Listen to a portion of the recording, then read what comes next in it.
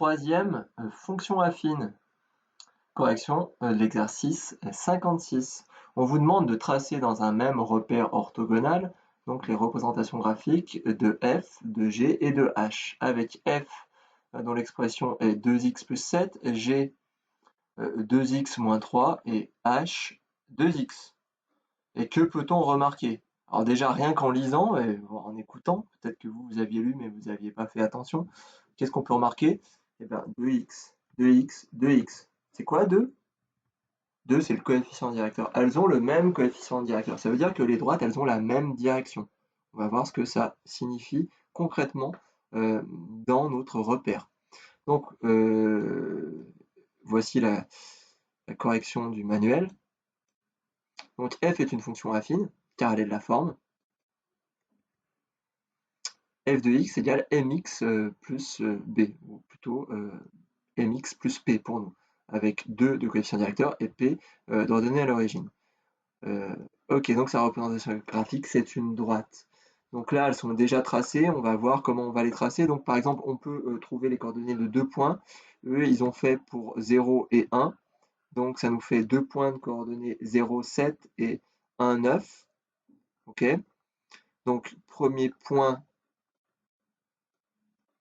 c'est 7 ici, on va le retrouver là. Donc regardez, sur mon axe des ordonnées.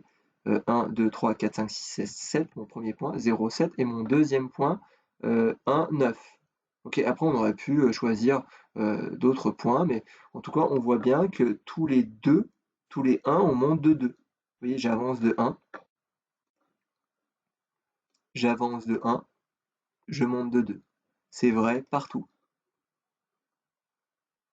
J'avance de 1, je monte de 2, j'avance de 1, je monte de 2.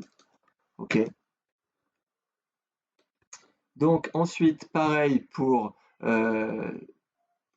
G. Donc G, regardons comment ils ont fait.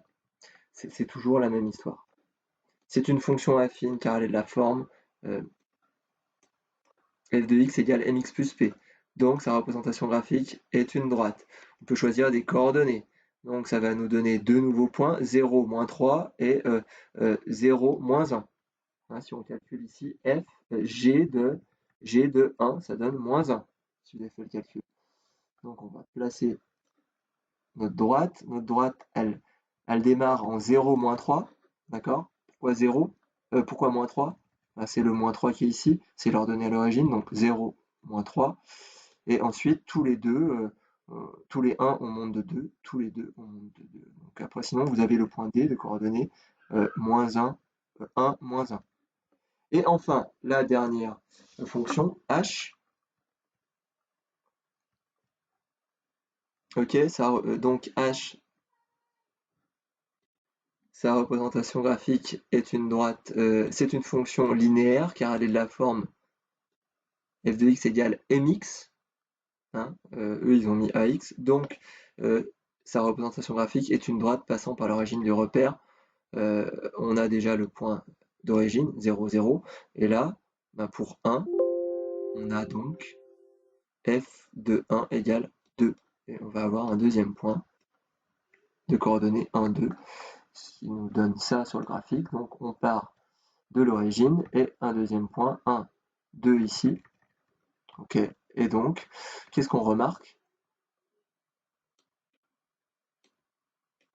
On ne disait pas ce qu'on peut. On ne dit pas. C'est censé être où?